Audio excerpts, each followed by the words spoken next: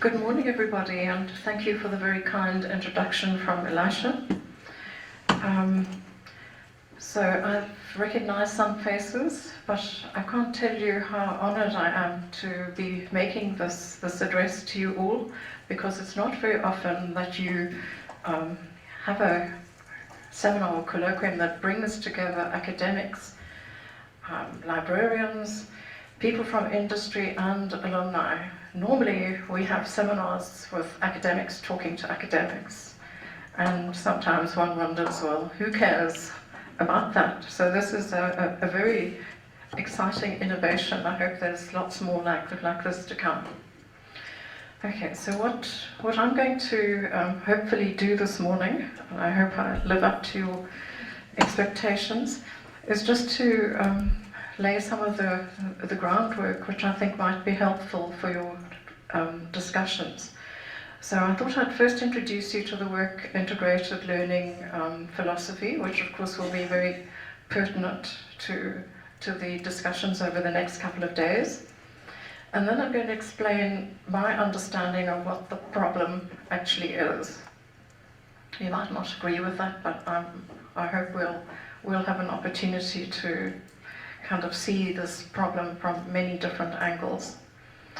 And then finally, I've been very privileged to go on a tour of some fantastic universities earlier this year and in previous years, and I'm going to share some of the lessons that I've learned about what I consider to be world-class, world-integrated learning libraries. Okay, so we're going to start off with, before we get into the work integrated learning philosophy itself, it's kind of underpinned by this theory-practice divide. And I'm sure all of you have experienced this difficulty of linking together theory and practice, especially in higher education, where our comfort zone is much more in theory, in the academic subjects, and for many of us who've been academic lecturers, this is what we do. We explain theory to students, and we're usually quite good at that. But what we're not good at is trying to find some way in our lectures or in other spaces to bring theory and practice together. But when you're in vocational education, as not only the universities of technology, but many traditional universities offer subjects like engineering or health sciences, librarianship itself, there's an expectation that you are preparing students for practice eventually, and the students have an expectation that they are going to get a job at the end of their academic career. And unfortunately that's proving not to be the case with rising graduate unemployment.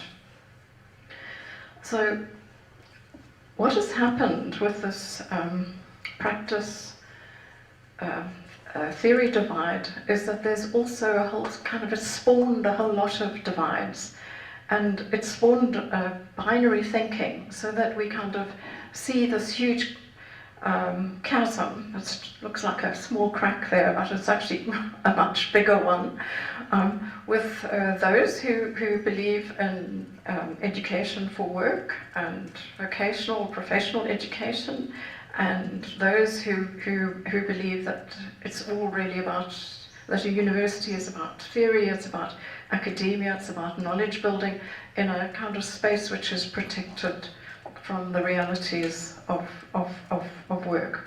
So there becomes a kind of antagonism as well. You see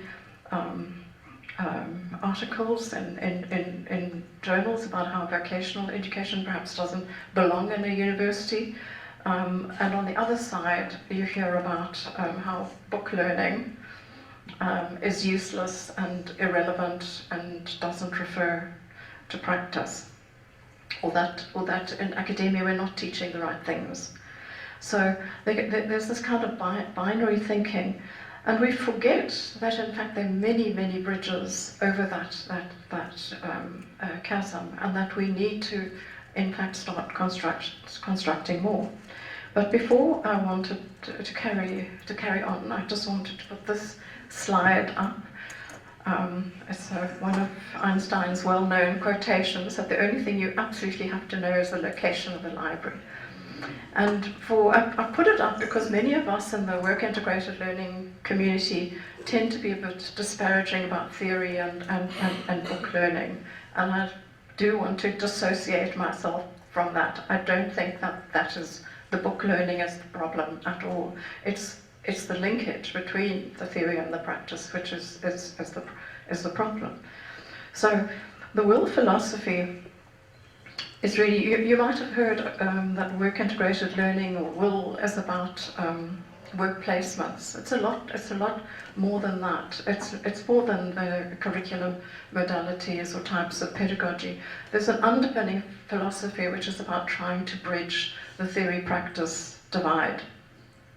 And it's really about how theory can enhance practice and how practice can actually talk back to theory. So when you get the mix right, when you are able to inform your practice with theory, there's all kinds of magic that can happen. We've heard about things like evidence-based practice. We could get practice which is supported and strengthened, which is more rigorous because of theory, that has more depth and that has got a greater sort of logical and internal coherence because it's based on strong theories. And in the same way, practice can inform theory. It can give theory the breadth that it often needs. It can bring contexts, what we often call decontextualized learning. In academia, the practice brings those contexts in, and it also helps, I think, academics to understand that there's a wider world out there and that there are people out there who have knowledge which is different from theirs and which needs to be respected. So the problem as I see it is not that what universities teach is irrelevant. The problem is that it's stuck in a box and the students can't apply it. So we have the university in one box and the workplace in another box, and very, very few linkages between them. And so I think as academics, as practitioners, we really need to do some out-of-the-box thinking to how do we get these two worlds to talk to each other. How do we transfer knowledge from the university box to the workplace box and vice versa? And I think this is the real issue for me. It's more about the transfer of knowledge than the relevance, than labeling what we do in academia as irrelevant. It's what we do tends to be stuck in a box and it doesn't come out of that box very, very easily. So the issue is really one of transfer. Okay, now there's a little academic session here, and I'm not going to keep you too long on this, but I just want to clarify a couple of things about transfer. So transfer is not an easy thing. Transfer is very, very difficult and very complex, and there are many types of transfer. So the first type, which is called I've given you the academic titles, but you can call them whatever you want. The non-specific transfer is the more natural form of transfer. Everybody transfers learning. You can't, learn theory without transferring theory 1 or concept 1 to concept 2. So if you couldn't transfer, you would be, everything would be compartmentalized into separate boxes. So transfer is very, very natural, and it's a normal way of teaching, building concepts one on top of the other. What the difficult one is number 2, the application transfer, applying theory to practice. And that is the big sticking point.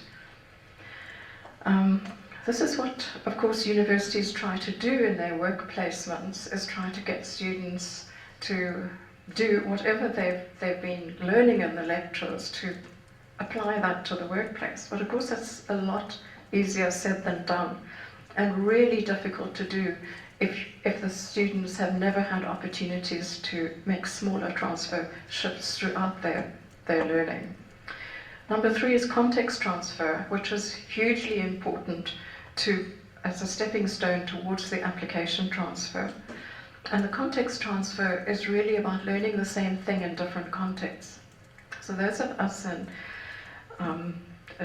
professional education of different sorts will know that there's usually an intermediate space between higher education and the workplace, such as the engineering laboratory or the clinical skills lab or the design studio, or there's this intermediate space. And if we can get students to transfer concepts which they learn in theory into the intermediate space first, it becomes much easier to transfer to context 3 and 4, which might be the workplace. So an engineer explained to me that, for example, a valve is a theoretical construct which the students will learn about in theory, but in the laboratory the valve becomes a tool which they learn to apply. But they need the theory in order to apply it. But they need that intermediate step where they can kind of make mistakes and learn about its functions and see how it works and test the theory. They need that kind of that ground which moves them from theory testing to practice. And I think we don't take that kind of learning quite seriously enough in many of our vocational programs. I know that we obviously take it very seriously in engineering. You can't teach engineering without laboratories. You can't teach clinical sciences without clinical space to practice in. But I think the same kinds of spaces are needed in many of our professional and vocational programs. Then we have these concepts of near transfer and far transfer, and I'm going to give you some examples of those later. So near transfer is when you break the transfer up into small pieces, like I've explained, have progressively more difficult examples of transfer, say in a laboratory. And far transfer is when you do the thing in the lecture and then you have a very far transfer to kind of applying that in a workplace situation. And then not to forget number 6, reflective transfer, which is transfer the other way around, transfer from practice to theory. So reflective practice, sometimes critical reflection, is when you're able to theorize your practice, when you've done something and you can explain why the thing happened. So whether you do it in social science terms or whether you do it in engineering, explaining, using physics to explain a thing that happened in the laboratory is a kind of reflective, the transfer going the other way around. Okay, there are also a number of pedagogies that improve learning transfer, such as scaffolding, and when you are using in your lecture, using examples and analogies from practice. So it's deeply ironic that to understand very, very complex theories and complex ideas, people pull in practice to explain that. So if you imagine you're trying to understand something really complex and abstract, like a black hole in the universe, the only way you can really understand it is by using a practical example. You know, it's like a giant vacuum cleaner which is sucking everything in. So it might not be an entirely accurate explanation, but it gives you, the practice gives people a handle on the concepts. And I think it's one of the ways in which we don't understand the extent to which theory and practice are actually totally intertwined, because it's very hard to explain concepts without going into practice. Schema building and concept mapping are important because, remember, part of transfer is transferring from a more simple level of conceptual understanding to a more complex one, and that's where the schema building and the concept mapping come in. And then number 3 is really the biggie for pedagogies of practice, problem solving, case studies, etc. So students who haven't done problem solving at a small level in the academic classroom will definitely not be able to apply their knowledge when they encounter big and complex and multi-dimensional problems in the workplace. Reflection and reflective practice is also an important pedagogy because it helps students to apply their theoretical knowledge to practical problems and to explain what has happened. And then adjusting the variables like time. So if you're going to expect students to apply something which they've learned today and you're expecting them to apply it in 6 months' time, your variable is just too big. You've lost the moment, which is why in traditional professional education you have a very close relationship between your laboratory, your pracs that happen in the laboratory and your lectures, so that those time modalities are as short as possible. And of course, the more you adjust those modalities, the more you can adjust them far, you can adjust them more closely. You make it more complex for the students. And then point number 6, I think, is something which really struck me with I have a doctoral student who is working on a project which is funded by JICA, which is the Japanese International Cooperation Agency. And she was talking to one of the Japanese facilitators about how students were not able to apply. And he says, but then they should do it again. If they made mistakes, they should do it again. And then they should do it again. And then they should do it again. So he says in Japan, so for example, when there's an engineering demo and you're not happy with what the student has done in Japan, they would have another opportunity to do it again and to learn from their mistakes. And I thought, oh gosh, how much rich learning have we missed out on by not understanding that practice? You know, when you talk about practice, you talk about musician practices, it's repetition again and again and again. And we miss out by having that sort of one-off chance that you come in, do your demo, get your mark and go. There would be so much more rich learning if we allowed students to do the demo, get the feedback, and then repeat it. And maybe repeat it again even. So I think we in higher education,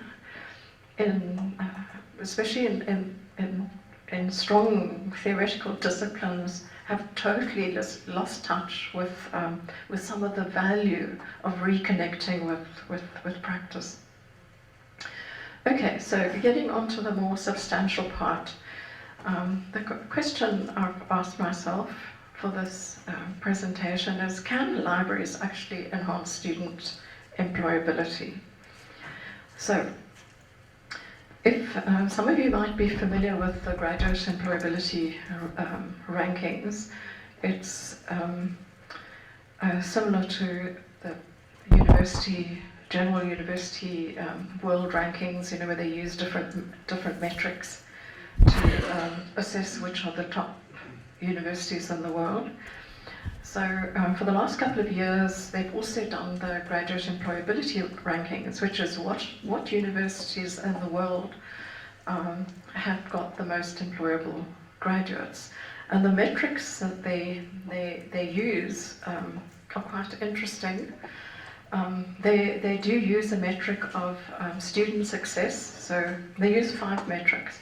And the first one, you can find out a lot more about the methodology on the site, but the first one they use is the student success, the number of students that relatively to the whole group that are academically successul, you know, pass on the first try, achieve high marks, etc. The second ranking that they have is the graduate employment rate. So time post-qualification, so if they're going to qualify in December, or internationally it's more often in June when they finish, their time, how many months to the first job. post-qualification. And not flipping burgers in McDonald's, so a real job in their discipline. And the University of Technologies, you might be interested to know, when they did a survey of us just before merger in around about 2003, 2004, we had a much higher graduate employability rate. On average, 3 months after graduation, that students would walk into their first jobs, which was much shorter than traditional universities. They tended to have about a year gap between this graduation and first job. Since merger and the so-called academic drift, which universities of technology have suffered from, that has reversed. So we're way behind traditional universities now with the time to first job post-graduation, which is something that we really need to pay attention to and to fix. They also rate the employer reputation, so who are the employers that the students get jobs with, and they rate partnerships with employers per faculty, and they rate employer-student connections, so the number of connections that the university enables that are noted, such as the roadshows, employers coming to make presentations, etc. So when I looked at those, it's you've got a lot of the same people in the top rankings generally, but some quite different ones. And I noticed, and amongst the top rankings, 5 universities that I've had partnerships with, either current partnerships or partnerships in the past. The universities that I've chosen to ask some questions about their libraries to are University of Twente in Enschede in the Netherlands. That had a long-standing partnership going on since 2002 with that university. Chalmers, University of Technology in Gothenburg in Sweden, MIT. Some of you might know that our past Vice Chancellor Teaching and Learning, Prof. Anthony Stock, was an alumnus of MIT, so he took a whole group of us there and introduced us to some of the people, and for me, I was fascinated by the teaching and learning laboratory. I got a new project with the University of Osnabrück in Germany. It's an applied science university, so these are all kind of University of Technology types, and Sheffield Hallam University in Sheffield, which is ex-British Polytechnic. So because I know these people, so I sent them an email and I asked them the question, because they're all in this top list of rankings, what do they think counts? Why are their students so employable, and how's the library, and in particular, has the library done anything with regard to student employability? Okay, so now I'm going to share with you what I found. First University of Twente, which I was had this long-standing relationship, and I visited there in April this year, and we've got my research collaborator, Ari, coming here this month. So it's University of Twente is a relatively new university in the eastern part of the Netherlands, which for the Netherlands was considered an undeveloped area, not in our terms, but in Dutch terms. It was somewhat underdeveloped. And this is a new university which was started up with a specific purpose to revitalize that section of the Netherlands. And so from the start they've had an identity as the entrepreneurial university.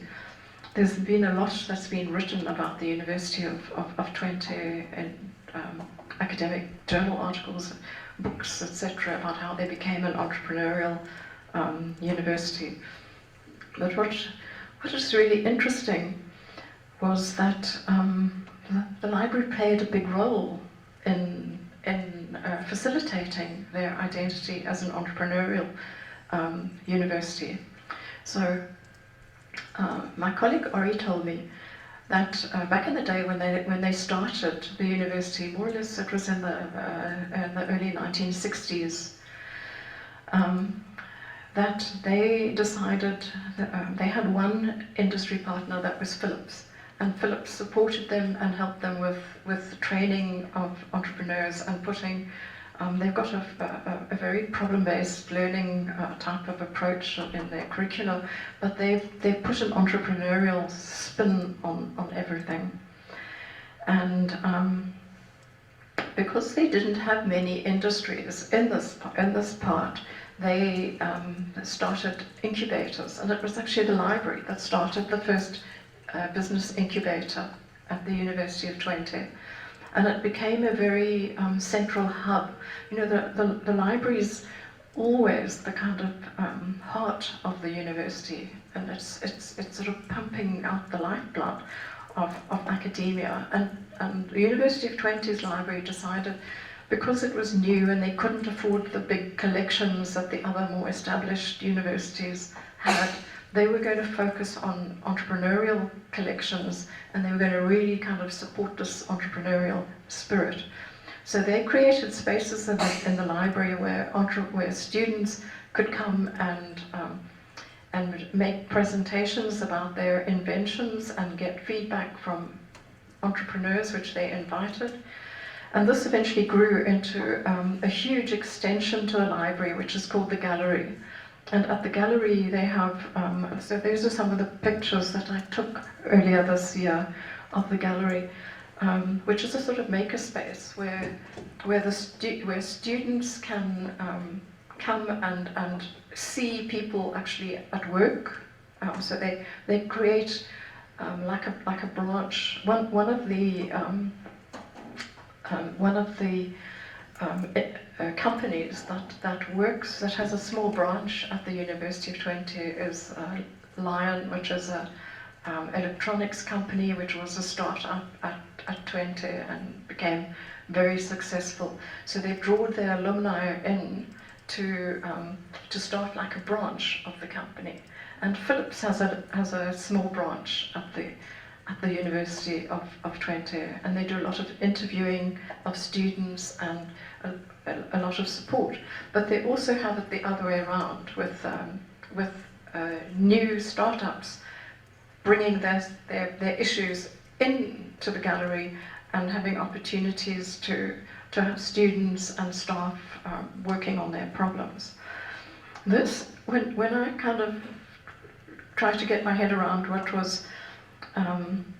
was happening, you could see that the library had diversified into an entrepreneurial kind of zone, a zone in which attracted both academics who were interested in entrepreneurship and entrepreneurs themselves.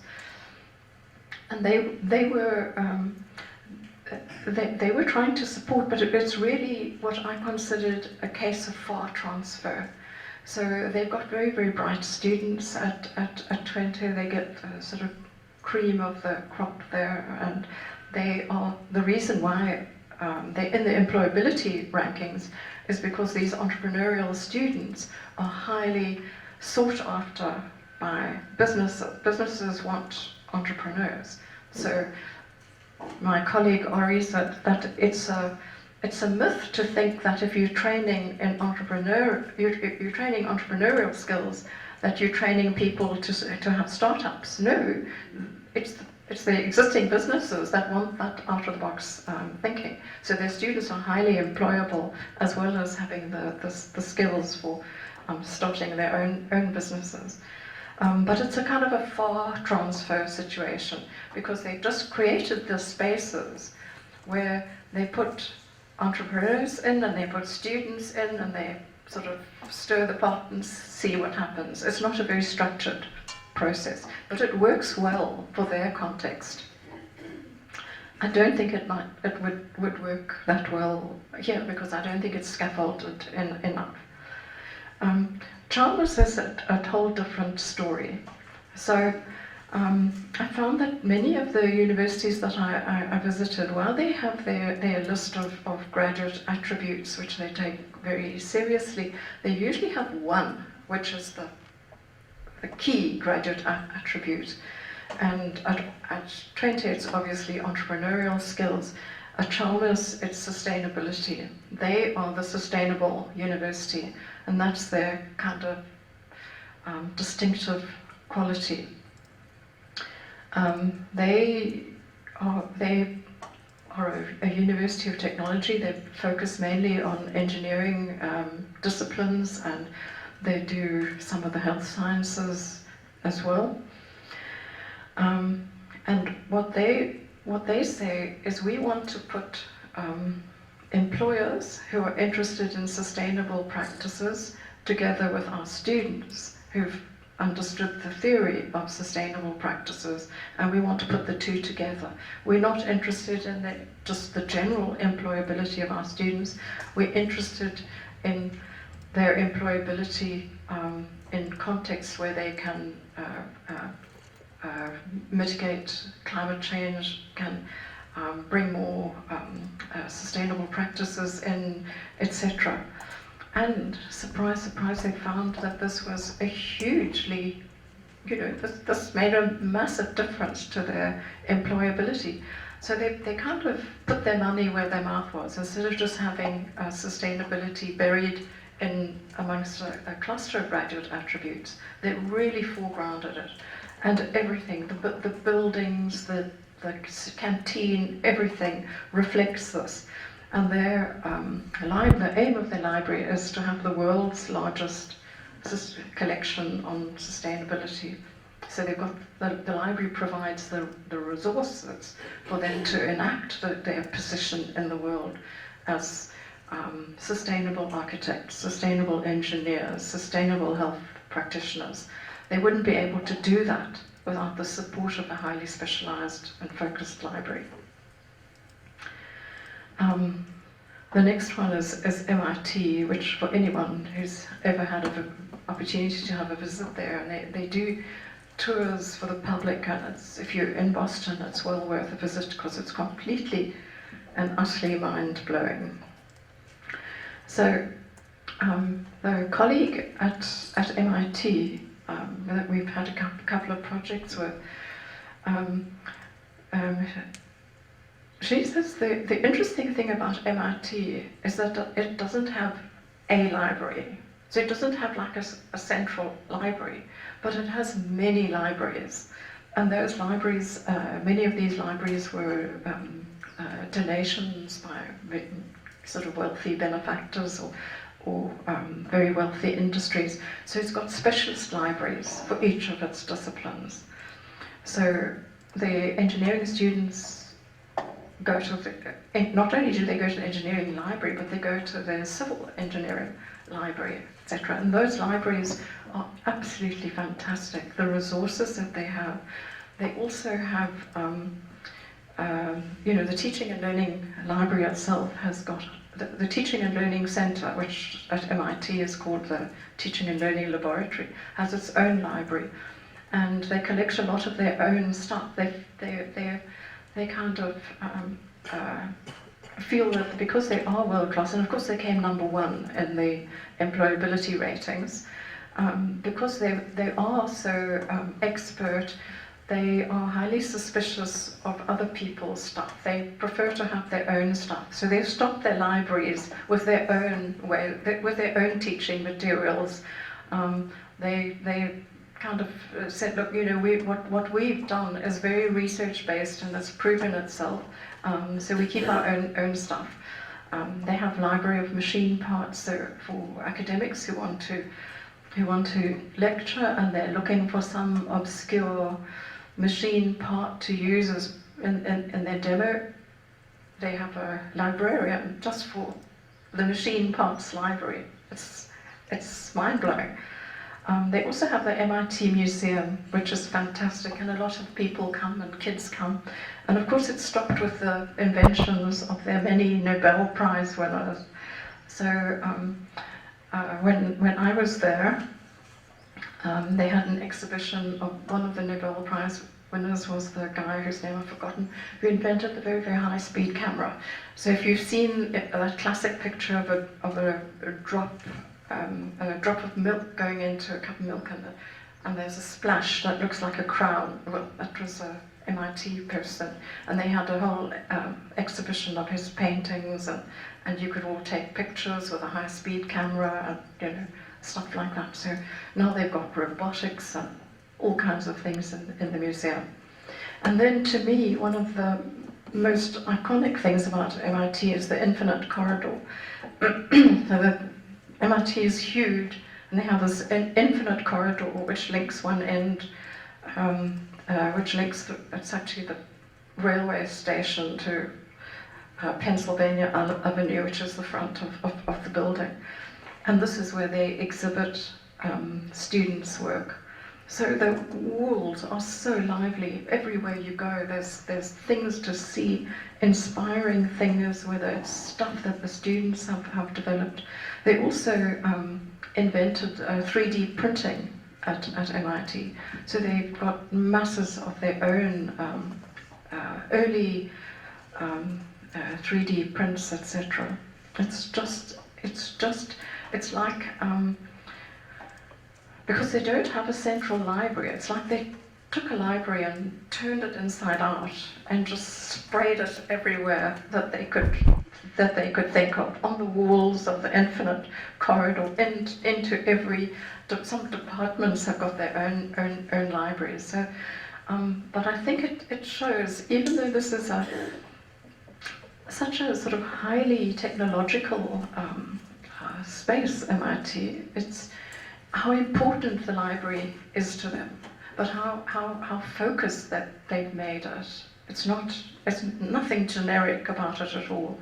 And I think part of it is them being highly competitive with Harvard, that's next door, but not wanting to emulate Harvard in any shape or form. They do their own thing, always do their own thing. So if Harvard's got the big central library, then MIT will not have a big central library. They'll have something else which they'll say is better. Of course, it's a moot point. It's just interesting to see how that library turned itself inside out. I found that utterly fascinating. Then the University of Osnabrück, if you look at that photograph of it, I was there in May this year, June actually. It's got such a it's a technical university. So in Germany there are two what they call dual universities, duale Hochschule. So it's dual in the same way that the what we call TVET colleges, the colleges are dual. So the students have a dual degree. So the undergraduate degree is done half at Osnabrück and the other half out in industry. And Osnabrück accredits the industry training, and industry accredits Osnabrück's training. So they have a very, very tight relationship with industry. And they only offer qualifications where they are established, in fields where they are established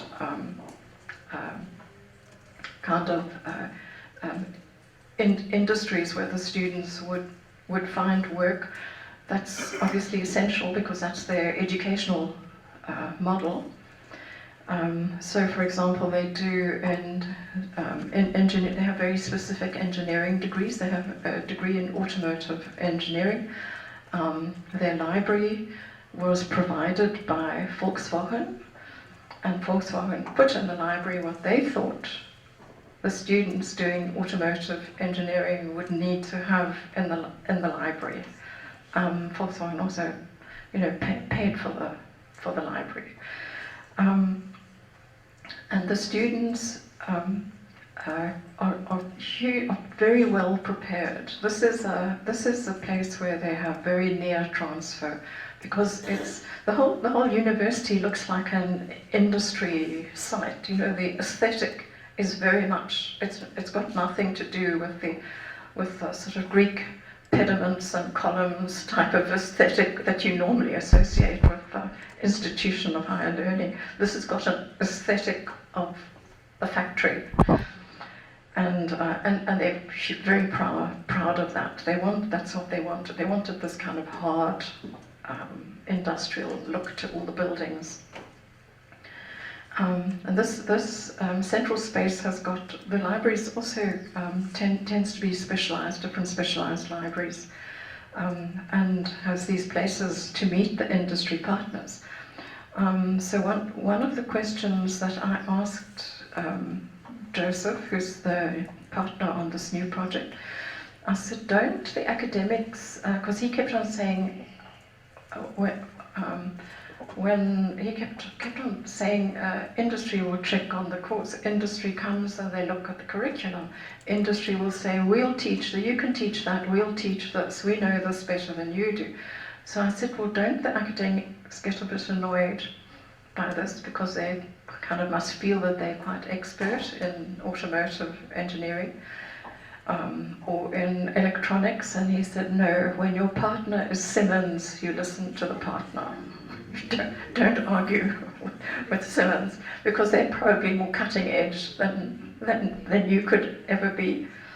So they have, I thought they probably had, unlike CPUT, which as part of our academic drift, I think we've really been disrespectful to many of our industry partners, whereas before we had very strong advisory committees who would give feedback on our programs and input into the curriculum.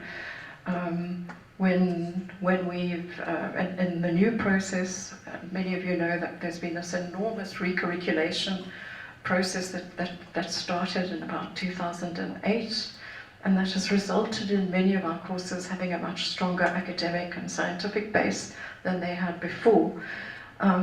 That has resulted in a kind of weakening of the industry linkages, and industry partners often feel that they're just there to rubber stamp things, and it wasn't like that in the past.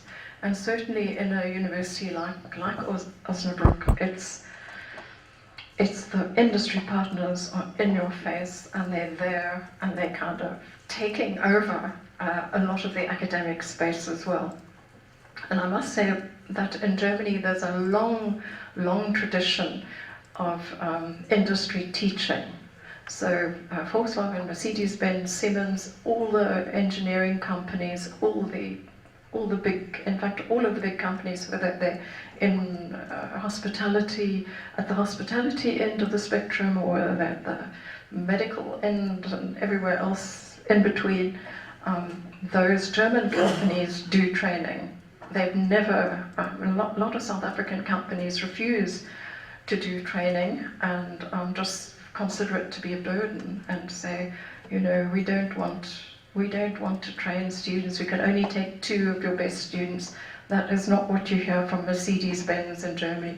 Give us all your students, we train them, and we know how to train them. And of course it's in their interest if those students are going to find employment in Mercedes-Benz or Volkswagen or Audi or any of the other huge motor industries, and they do the training. So they're very critical of academic lecture style, and often the industry partners come and do a lot of the training in Osnabrück, as well as when the students go and do half their degrees in industry. Okay, my last example comes from Sheffield Hallam University, which I also visited in June this year. Had a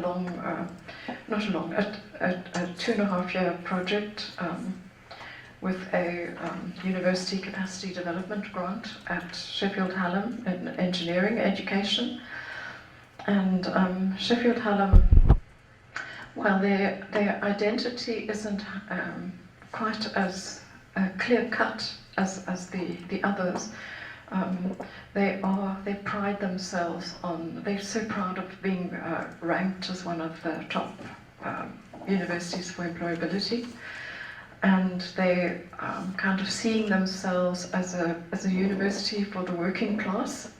Many of their students come from working class backgrounds, or first generation students, and they support the students, and they as my colleagues at Sheffield Hallam have said, education isn't complete until the student has a job and is independent.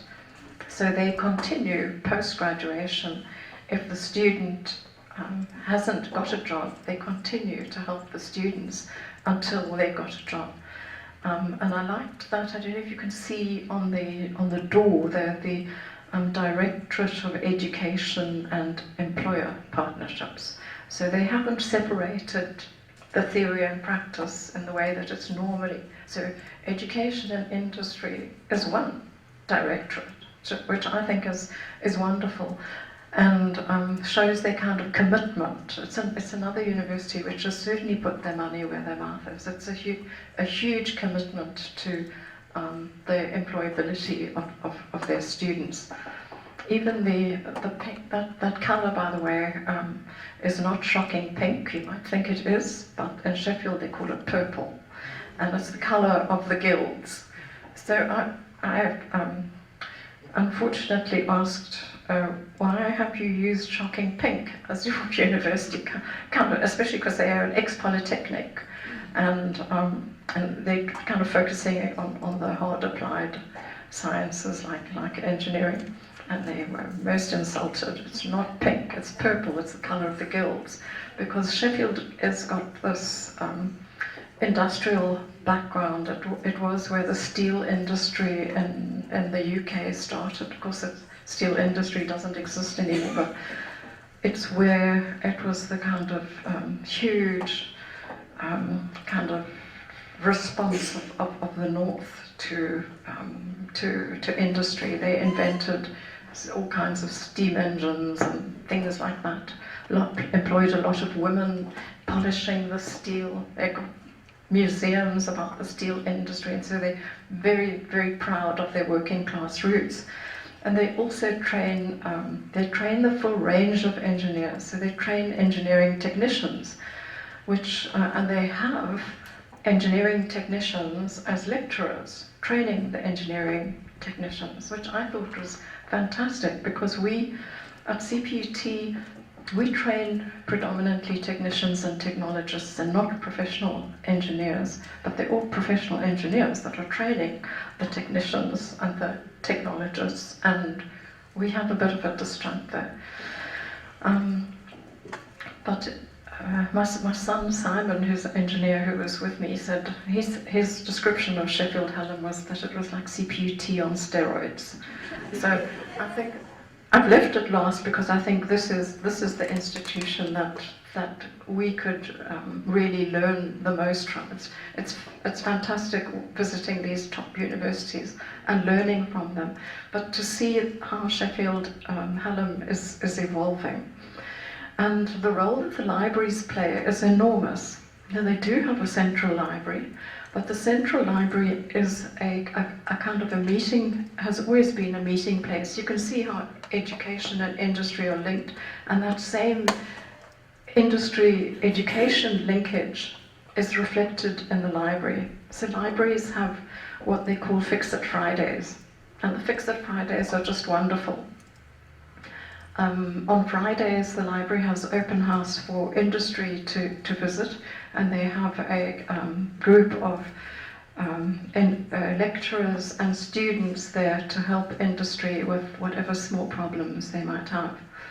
So on one Fix-It Friday, one of the Sheffield Hallam partners was on duty on Fix-It Friday, and a small business guy came in with geysers that were exploding, and wanted to know why is the geyser exploding, and so they said no problem.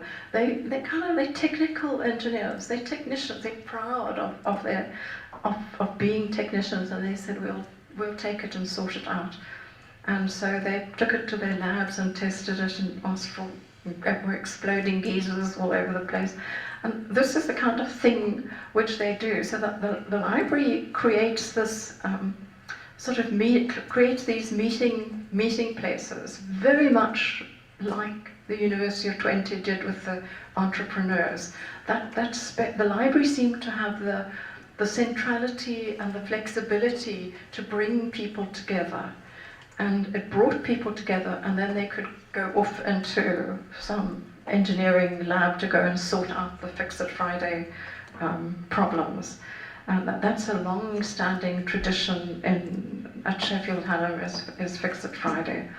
The library also offers a lot of support to the students in the same way that our library and most libraries across South Africa do. But one of the things that the students were asking for, I don't know if you can read the blue poster there. So that's a poster in the library saying, you wanted to know when staff are available. Now we've put it online. Check online. So the library has asked academics to come in and senior students to come in, and particularly to help the students who are struggling with maths or with an academic subject, etc. So it's sort of like a writing centre. They have a writing centre at Sheffield, but they found that the students needed support beyond the writing centre, that it was math skills in particular. So they created a math centre where the students could drop in. So this there's a person in her office there.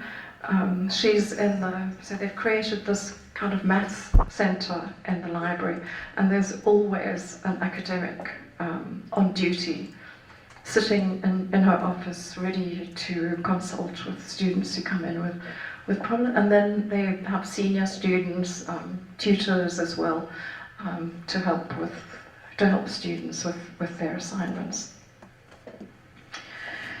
Okay, so I think Sheffield Hallam's library didn't have it's still new and evolving, but I think there are trends there which were really interesting.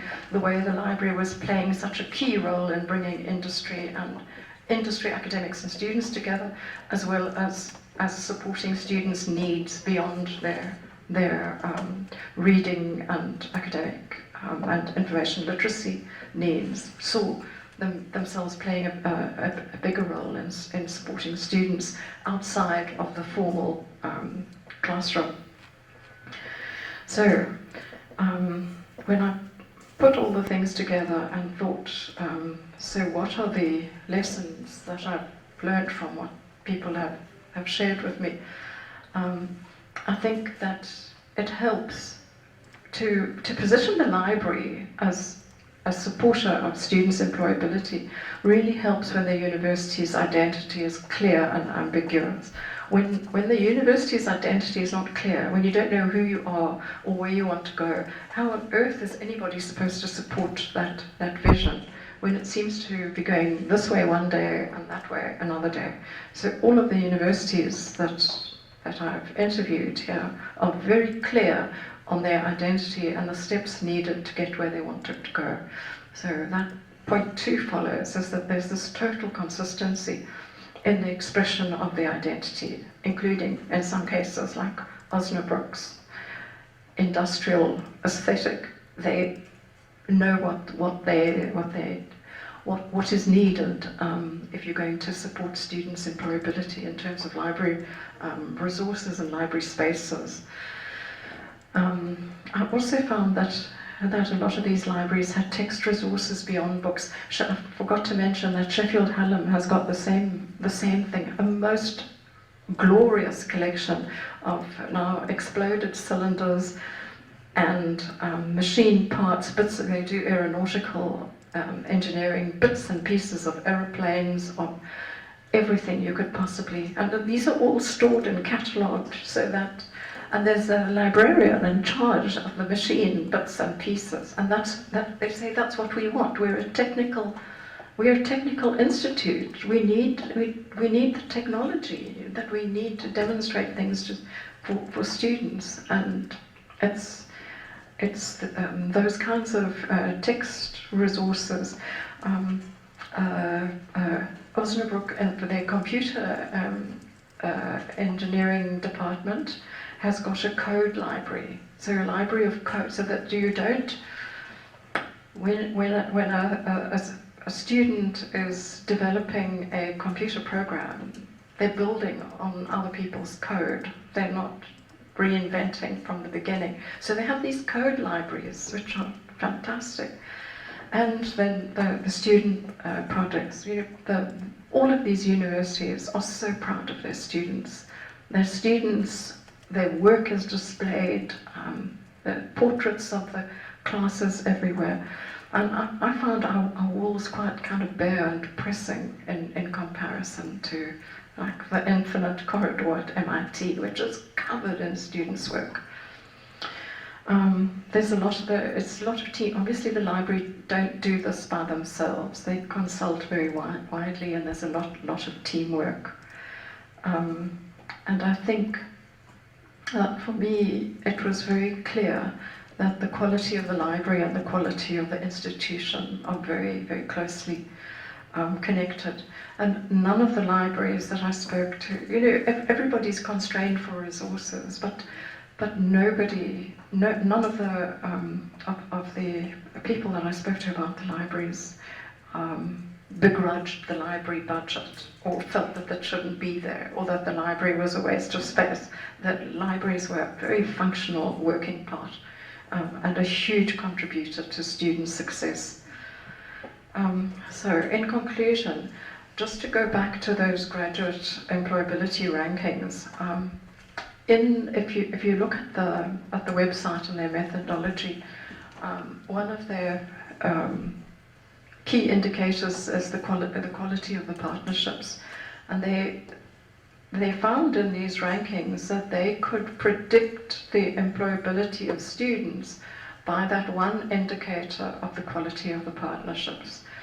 So if the faculty, and this is more at the faculty level, but I think it applies to libraries as well. So at the faculty level, if there aren't strong partnerships with departments and programs, the employability of the students goes down. When you have your strong partnerships, student employability goes up. And when you think about it, it's pretty much a no-brainer. Obviously, you need your industry partners to help you if you want your students to be employable.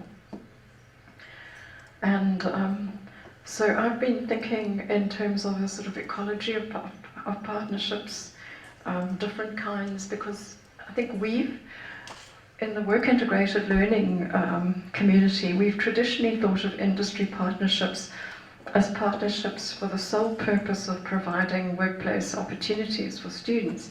But when you look at the partnerships that these universities have, they're very, very diverse. And so, yes, there are partnerships that directly benefit the students, and that's perhaps still the most important reason why one has industry partnerships. But there's also a lot of staff development that industry takes care of, especially in Osnabrück, where they take the academics and give them good German-style training at Mercedes or Siemens or wherever. There's research partnerships, strong research partnerships, and of course if it's a research-intensive University of Technology like Twente or Osnabrück, MIT, those partnerships are very, very much stronger probably in research than anywhere else. Partnerships for curriculum development, for updating and keeping that curriculum current. We've been through this enormous recurriculation process, and we think that we've now got good curriculum. But in other universities, they change. They're much more responsive. The whole kind of digital, the way that the digital world, and from what little I know about the fourth industrial revolution. That seems to be, it's about the digitization of the workplace more than anything else. And that has affected the programs. That has totally affected all programs, and all programs have to have digital literacy in them these days.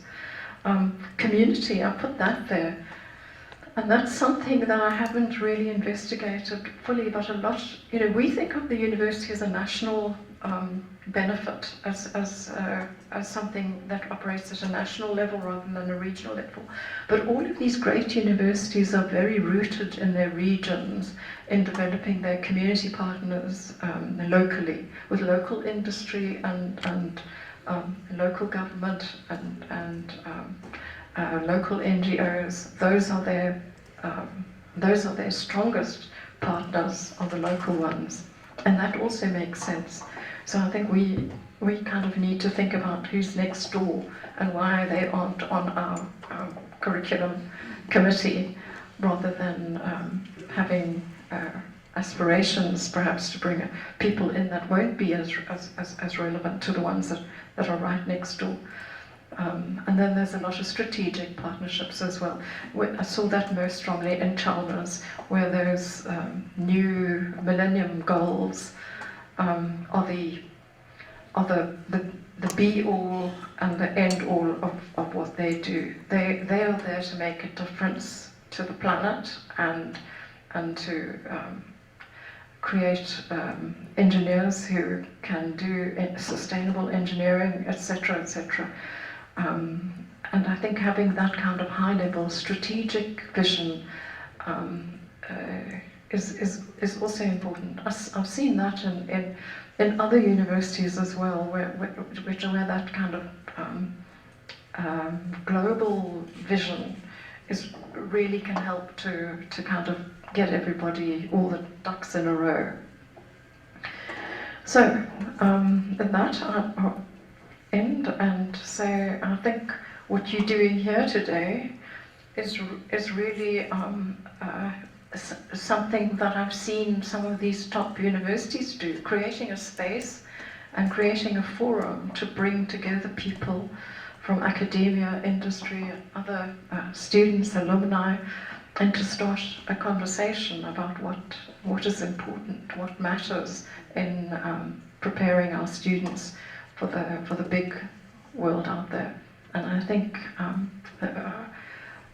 congratulations to Elisha and the library for having this initiative, and I think it's so key to what a university of technology should be doing. It's just a fantastic initiative, and I look forward to the discussions over the next couple of days. Right, thank you.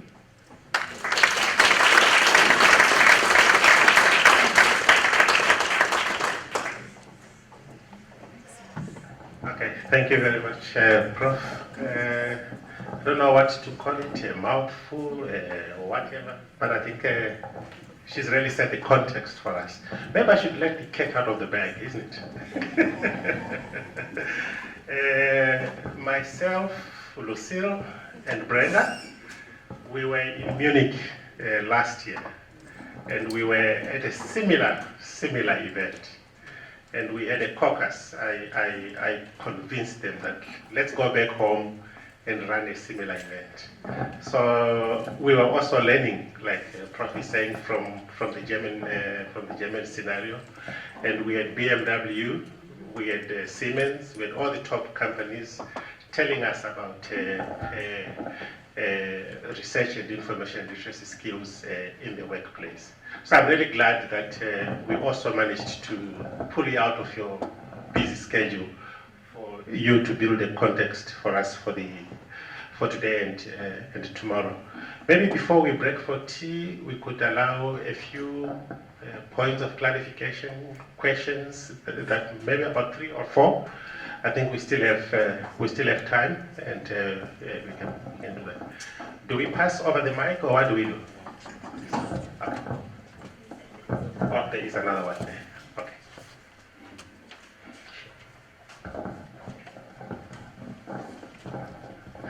The floor is open for questions.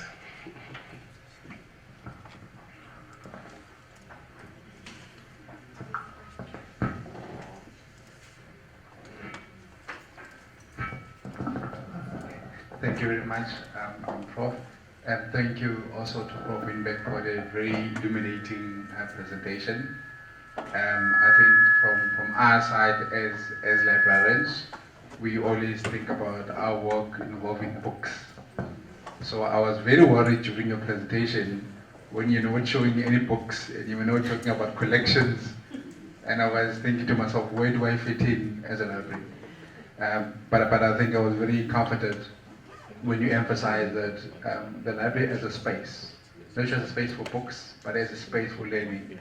And the way that we conceptualize learning should be just beyond books, but learning as in practice as well.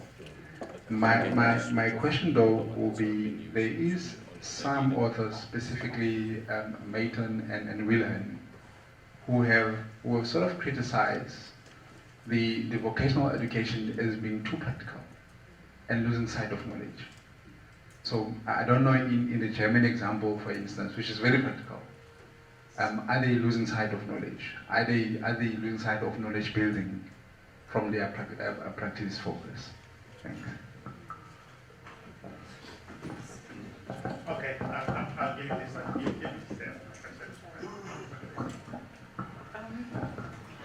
Yes, I think vocational education, it has been criticised even more strongly than that, saying it's got no place in the university. But I think it's, it's part of the binary thinking, and I think making vocational, removing the knowledge base, the science from vocational education is really not a good idea. Absolutely not. You can't practice meaningfully without drawing on that knowledge base. So what is important, as I'm trying to say, is how we transfer that knowledge base to practice and to get rid of some of the binary divides. Because there's also kind of understanding that you have heads and hands. And if you're a head, you don't do anything with your hands. And if you're a hands, you don't do anything with your head, which is nonsense. Which is absolute nonsense. Like, brain surgeons don't use their hands, I mean, come on. And people who are engineers can't think critically about the environment. Of course they can, they must. So I think it's, those binaries are a huge problem. But we can critique, I think, certain courses as lacking in depth. And we can certainly critique certain courses as going off into academic drift without being anchored into practice. But it's about really understanding the relationship that both worlds have to each other, and trying to strengthen that relationship through building these opportunities for transfer. Sheffield Hallam is just the master of this transfer, because they've used everything that they do, everything that they teach has got both a theoretical and a practical side to it. So they keep on doing this theory, practice, theory, practice, theory, practice, all the way through the qualification, so that by the time the students are ready at the other end to go into a job, they're so well versed in how they can unlock that scientific knowledge in their heads and apply it. And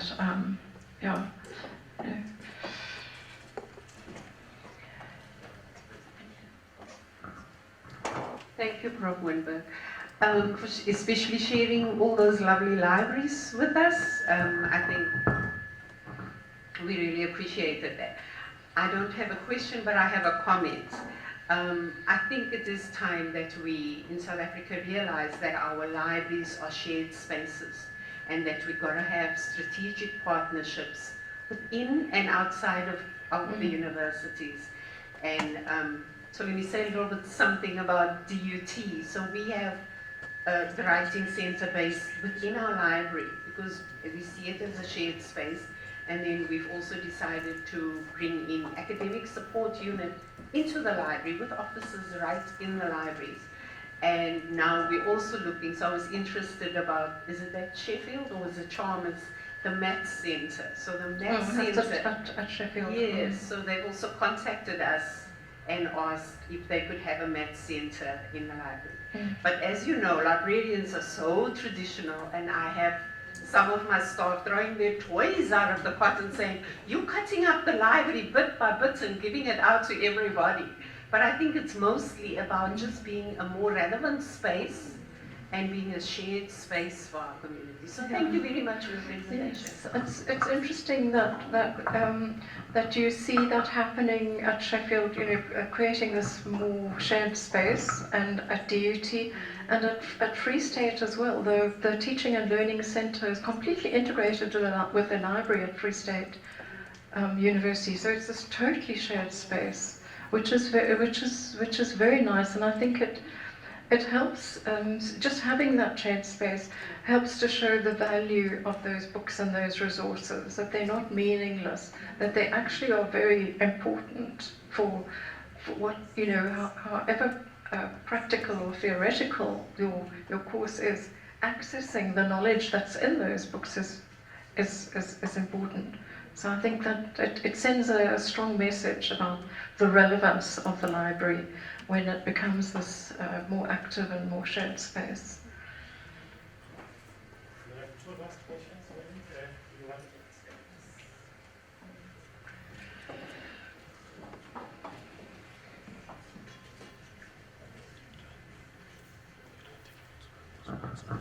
Thank you so much, Prof. That was very powerful.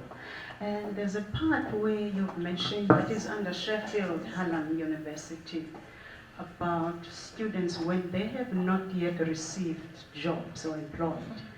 They are kept within the program until they get that. Actually, yes. Really And I know that, that's fantastic.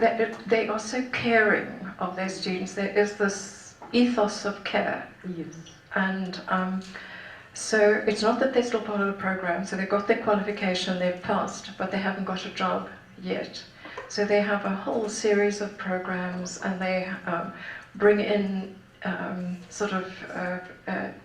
industry potential employers. They have sort of get-togethers, and they also get the students to kind of reflect and give them a mentor, a job.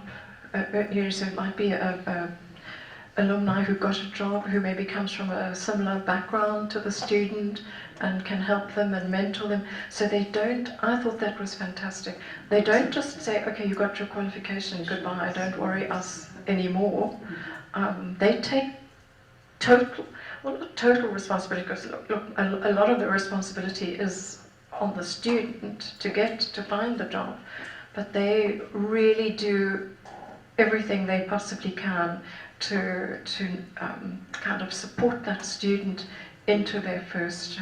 So what they're aiming for is at the end of those. Most of my contact at Sheffield has been in the engineering faculty, and finally, it's not an engineering faculty; it's a combined faculty of engineering and arts, which is another mind-blowing thing, where they feel that the engineers and the humanities can learn from each other. And as one of the colleagues said, exactly the skills that the engineers don't have, i.e. writing, the humanities students do have, so they can help them. And the engineers can help them with any scientific problems which they've got. So they've created this faculty based on students' strengths and how the diverse skills where the students can help each other. So they've got all the usual kind of careers, advice stuff, but beyond that they've got so much more beyond that, of mentors, and they also, once you are graduated, if your meeting with your lecturer says, listen, you scraped a 50 for this subject, maybe you want to come in and sit in on some of the classes, brush up on those skills, so they can brush up on the skills, and so it becomes a very So if you compare Sheffield Hallam with Sheffield University is the posh university on the hill, kind of separating itself away from Sheffield. Sheffield Hallam is totally integrated into the town. There's bits and pieces of it here and there, and it's very much people, everybody kind of owns it. You know, you take shortcuts through this building to get from the station to the shopping centre, and then you're in the shopping centre, and there's the Sheffield Hallam marketing department, you know, which is, they've actually put it in a shopping centre, and because they wanted students to see, they didn't want them, why to teach marketing far away, so they bought a shop in the shopping centre, and they have it as a sort of lectures and tutorials and things like that. So it's like really sensible and really supportive. So they do so much. So you can see they're in the employability rankings, even though they're not a posh university. They're in the employability rankings because of that speed between graduation and first job. So for those few ones, it's not a lot who don't get a job after graduation. They will work with them and polish them until they can get a job.